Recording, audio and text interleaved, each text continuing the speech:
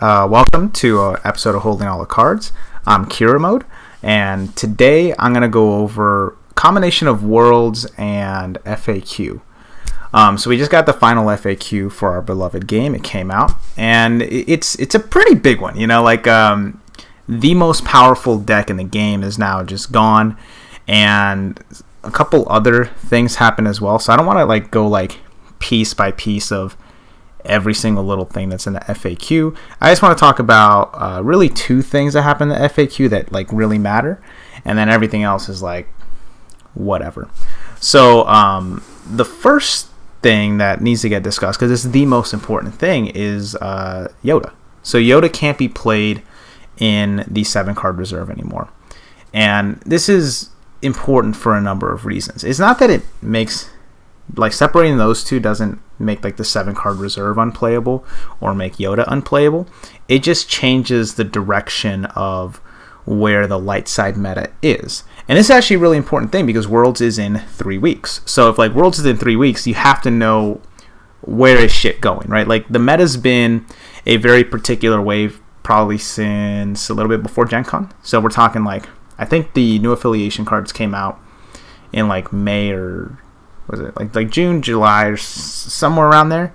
And since that point, it's been very obvious. It's there's the 7-card reserve and there's everything else. And a lot of the cards that have been coming out have really been pushing the 7-card reserve even stronger than it was before. Part of it is cards being introduced into the meta. Cards like Cassian, cards like Rex really push that forward. But then also part of it is you just have a lot of good deck builders. So there's people in the game who were able to make some really crazy decks using the 7-card reserve, because when you can just play 12 pods over 10 and have no consistency penalty to it, it allows you to do really degenerate things. I mean, I made a deck with that where I made the Leia deck, which is now restricted, but whatever. I kind of ended up hating that deck towards the end anyways, because I got enough heat from people that I really respect, that I'm okay, you know what, you guys are right, that deck's bad. But you also have someone like James and Donovan from the New York meta. They made their Brainiac Skyhopper deck that HATC is still salty about X amount of months later. And so that deck is also now restricted. And both of the two aforementioned decks are restricted. Part of the combo pieces are restricted, so you couldn't play them even if Yoda was still allowed with the 7-card reserve. But I think that that mechanic of just being able to have that many cards allowed players to even experiment with different ideas at a higher level that you could potentially bring down to a more bring down to a 10 pod deck, and they would still work at in a really dangerous way. So where I think this matters more with the meta is that when you had these 7-card reserves, one of the things that they all kind of had in common with the light side 7-card reserve is that if light side wants to win an edge battle, they always just could. If I have a 7-card reserve, but I also have Dodonna and I have Secret Cache, and now I have Obi-Wan's robes, and maybe I have other card draw sources, it just becomes unfair. If you're dark side, you have no chance of ever winning an edge battle when light side wants to win. The 7-card reserve doesn't mean you always win edge. What it means is when you want to win edge, you're always going to be able to do it. And that's one of the key things in Star Wars. In Star Wars, you don't have to win every edge battle. You just have to win the edge battles that matter, or understand when you can't win an edge battle and try to play around it. But with the 7-card reserve, that's every game, right? It's not like sometimes you're in games where you're at a significant hand advantage as dark side, but with 7-card reserve, you're always in that situation. So I'll give a good example. So for me personally, the reason I like playing Sith a lot is just that they don't have to win edge battles, right? You can enter a conflict and I can say, I'm going to TK strike you. I'm going to choke your guy and then, maybe get a reaction ping with Vader if I'm playing core Vader. Or if you have a Chud, I can play give into your anger. You can also lightning people. You can even deadly sight people if you decide to play Saris. And you can do things like play Mara Jade and GA Vader to targeted strike their guys off the table. And usually those are unopposed attacks, so you're just taking out the threat before it comes back. Or you play Dark Lord of the Sith. So you're just like tapping down a guy every single turn to just like be completely uninteractive. And that's always been a preference. Like Sith has never been like the like rock solid absolute best deck, but it is a deck that you can play and say, you know what, fuck edge battles. Like I don't like dealing with that. It introduces the wrong type of variance that I don't like dealing with. And so if you as a player just don't want to have your game decided on an edge battle, you could always go in that direction. And I personally leaned towards that, and that was always a luxury. And the reason I felt that luxury necessary was Owen was in the game. And so I didn't like the idea of, if I go to a tournament and the game at some point is going to be decided on some edge battle, but my opponent just has a 3-card advantage on me whenever they feel like it, if I'm up against a good opponent, I'm hosed. And that doesn't mean there's no way around it, right? You can still beat Owen. Like, you can bait out the Owen cards, like one by one, so then they don't have the 3 extra cards for the 1 critical edge battle, or you can just go blow up the objective. But that's not always the case, and particularly when you're up against light side players who are really defensive, very control-oriented, and very conservative, just like guys who will not lose those Owen cards unless they absolutely have to.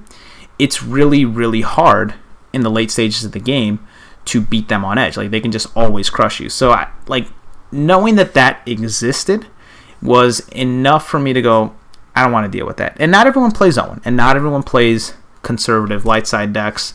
But I felt like enough people could play that way that a large percentage of my dark side decks were built in a way where they just never relied on edge or were absolutely monstrous on edge. But again, that was a luxury.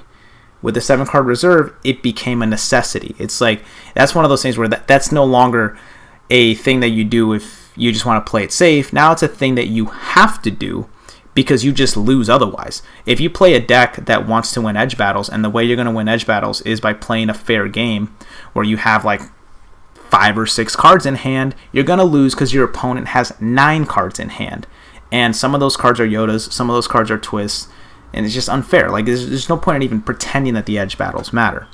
And I think it pigeonholes Darkseid in a really, really bad way. And now you're taking Yoda out of this. So people can still play busted edge decks for light side.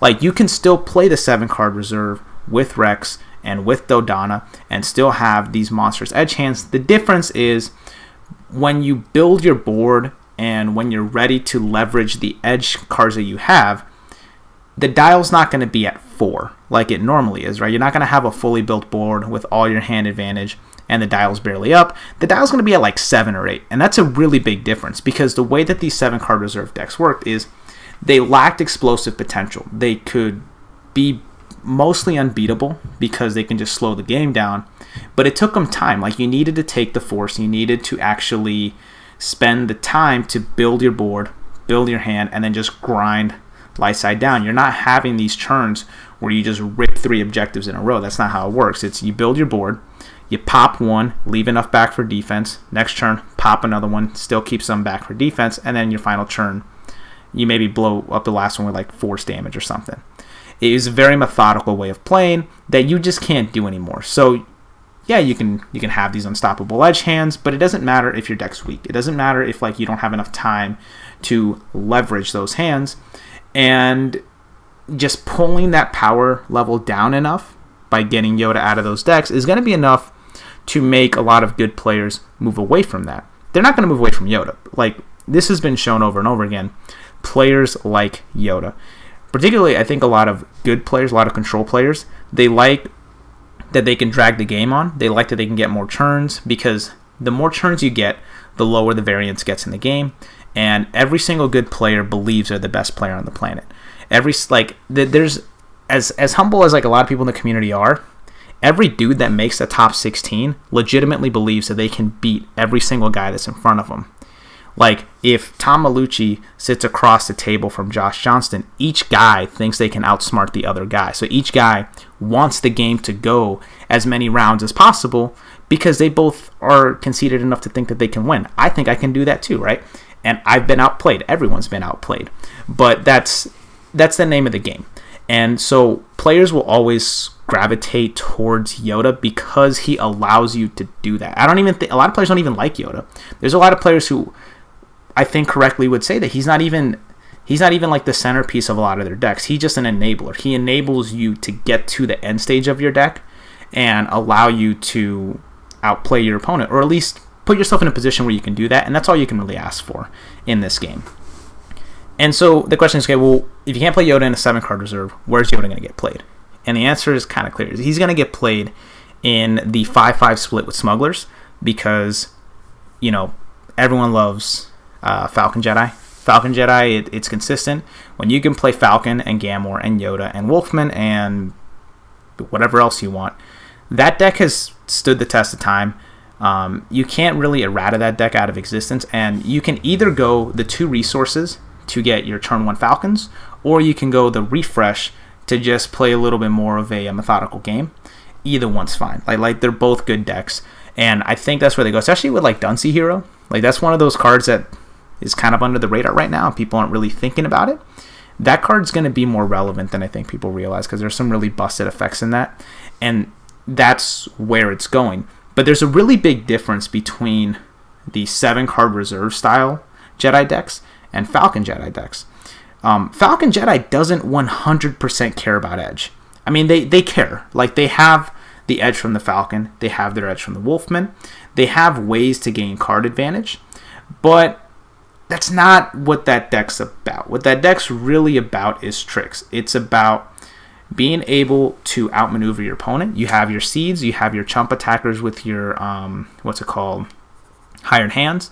You have a bunch of bodies because you have recursion from the Marauder, you have recursion from the Wolfman, and also like you can do things like I swing in with Falcon. I don't care if I win or lose edge because you have to commit blockers to this attack. So as long as the Falcon survives your first strike, I bounce the Falcon and drop in a Luke, or I drop in a Tressaw, or I drop in some other big body that you now have to worry about. And that's like one of those things that a lot of players love. They love being able to trick people. They love being able to play Bamboozle. And that's something that's very different in terms of play style, in terms of what you have to do, because you can beat that deck in terms of edge.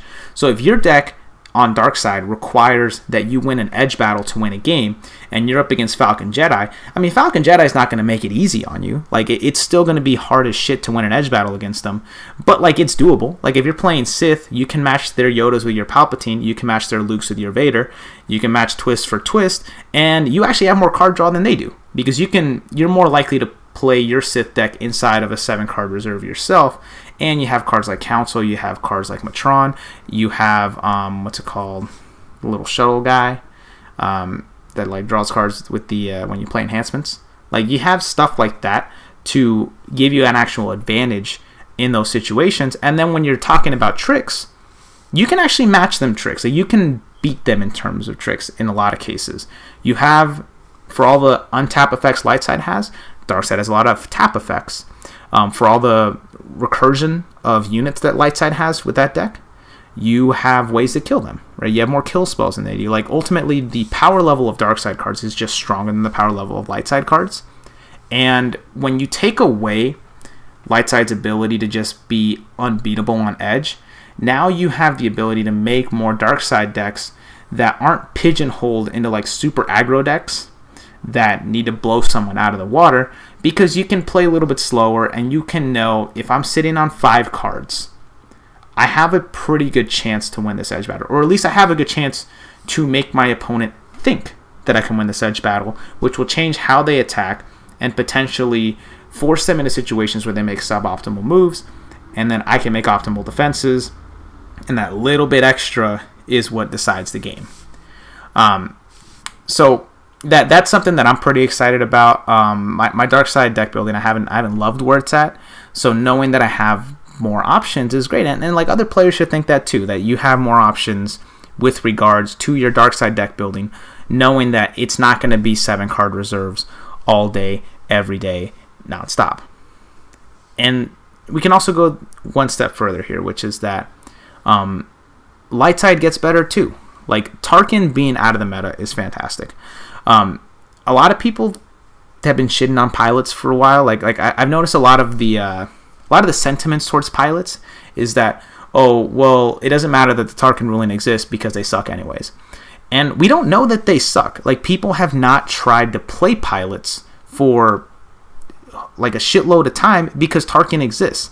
So like I don't think there's been any serious pilot deck development in over 2 years.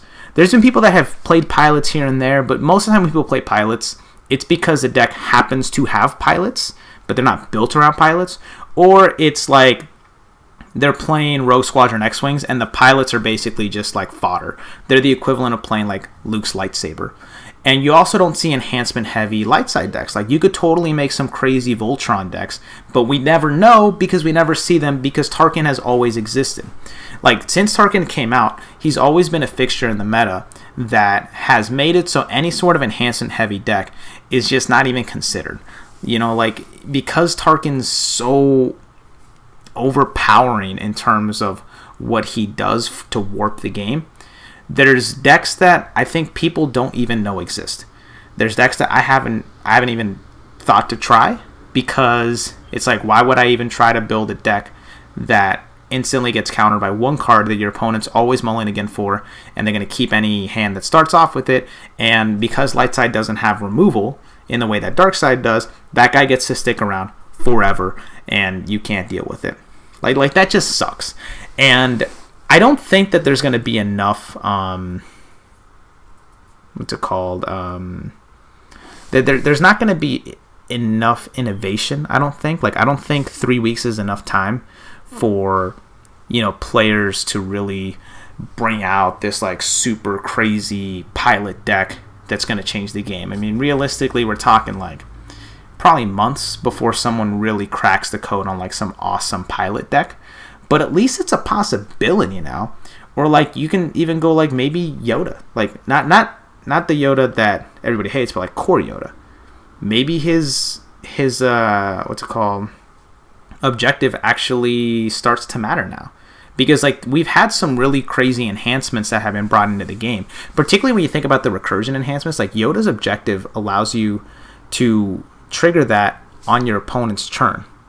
So you could like double up on like bow rifles, or even now with Duncy Hero, you can get the little blaster out from the grave. But nobody's really cared to try it. Like, there's some people that are splashing Yoda like as a 1x or something, but no one's gone like whole hog on the enhancement thing because you'd be insane to do it. You just don't have enough of like a meta chance to do it. Like, you could beat a Sith deck with it, you could maybe beat like a Scum deck with it, but knowing that like the meta that's always going to be like 40% Navy, knowing that like just 4 out of 10 games you just lose because Tarkin hits a table and it's over, that sucks. So those are the two most important things that came out of the FAQ, and there's other stuff that happened too. You know, there's some necessary restrictions. Chain reaction got restricted again because there's going to be another chain reaction that's going to hit in the next pack, so they've pre-restricted that with I Don't Like You Either. And then Leia Pyre is restricted, Brainiac plus Skyhopper is restricted. All that to me is like whatever, because all of that only affects one deck, right? Like Leia Pyre being restricted, that doesn't kill like a whole section of decks, and it also doesn't affect like the meta. Like, nobody was really teching against Leia Pyre, I don't think. Like, that's not something that people really cared about, because Leia Pyre at the end of the day did the same sort of stuff that other 7-card reserves decks did, which is like build a board and then just make it impossible for your opponent to either win edge or realistically defend your attacks. So it's the same sort of problem, and it only kills one deck. Like, Brainiac Skyhopper being restricted only hurts Donovan from New York. That's it. Like, that's the only guy that really gets affected by this. So those are the kind of changes that I don't particularly care about. And then they also have like the change where like damage dealt versus being dealt versus actually getting dealt. That got fixed. Only D-Meeby Boy cares about that. Like, and maybe Jarrett. There's like 3 guys that really care about the rule stuff. I don't. So like, I don't care about that stuff. There's like a lot of stuff in there that is useful, but doesn't matter. Like, personally, me, like, I just like deck building.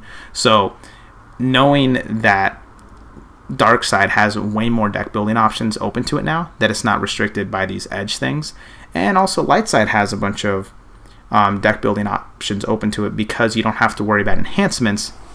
I'm curious to see how this changes. I don't think it'll happen by Worlds. I think by Worlds, for the most part, all the good players on light side, they're going to default to Falcon Jedi.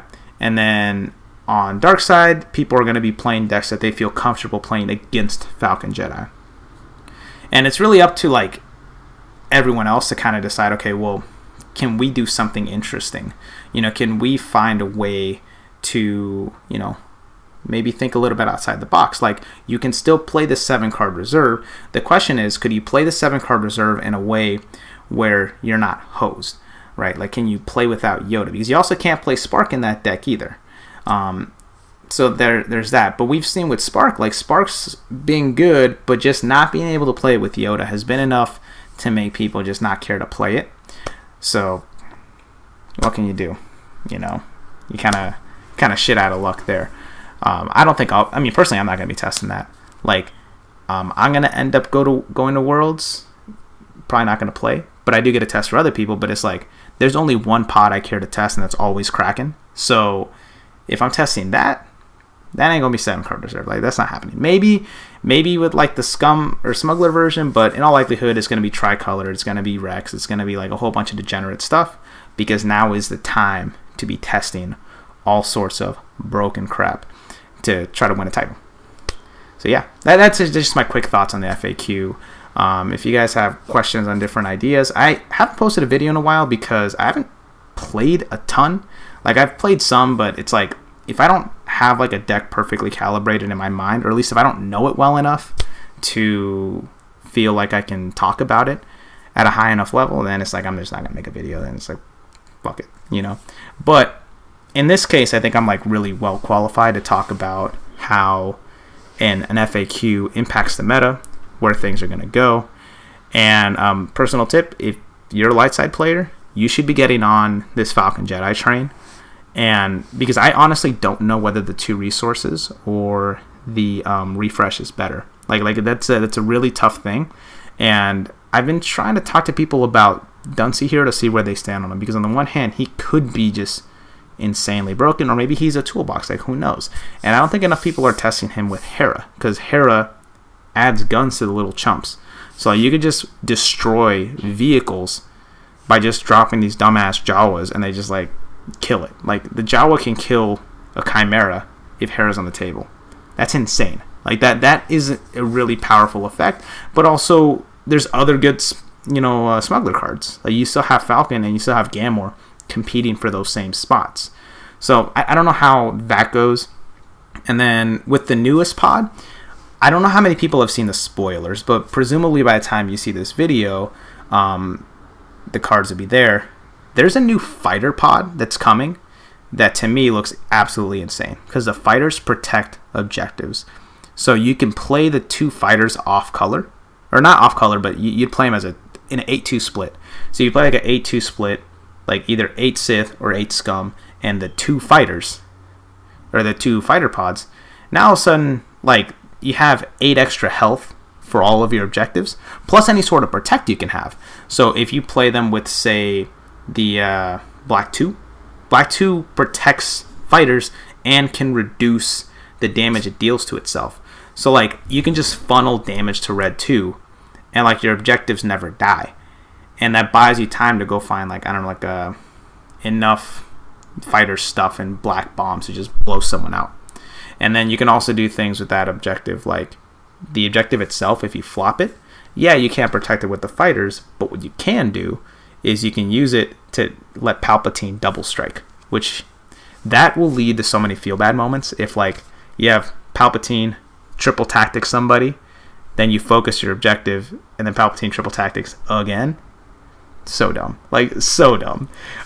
So if anyone's wondering whether light side and dark side is going to be imbalanced towards light side, that shit's going to change, right? Like that, like the moment that pack comes out, is going to change. And I don't know if, again, we might not have enough time. We might not see that pod like run rampant in the same way that we won't see these other decks run rampant, because it's so close to the finish line, and Star Wars is a game that's so heavily reliant on a player's skill and a player's knowledge of their own deck, that even if this fighter pod is amazing, even if this like there's these pilot decks that are crazy, or these enhancement heavy decks that are crazy. Even if they're great, if you just know Falcon Jedi and you know D-Lot Sith because you've been playing those decks for so long, that's probably just better. Like, you're better off just playing a deck that you know and that you understand. That's why so many people play Navy.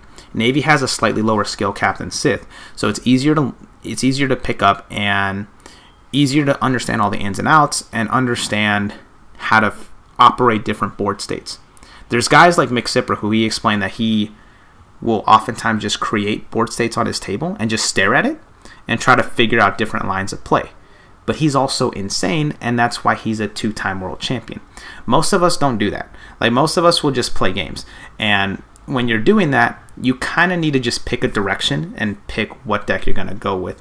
And right now, you don't have a lot of time. Right now, there's only 3 weeks to get to Worlds. So I wouldn't like try to reinvent the wheel in terms of what you're going to play. I would just say, okay, well, on Dark Side, I already like this deck, but I can't play it because I can't win edge battles. Well, shit, now you can play it so you can get back to testing that. Or on Light Side, maybe you say, hey, I like this other deck, but I've been compelled to not play it because it has a little bit too many enhancements, or I simply don't want to deal with the idea that I'm playing an inferior deck because 7-card Jedi is right there. You don't have to do that. So yeah, that's it. I'm super happy, super stoked. Just like, I cannot believe that the Tarkin ruling finally happened. And also, I've really hated where Light Side has been ever since the 7-card reserve dropped. So it's all good news here. Great job, Tyler. And this is holding all the cards. See you next time.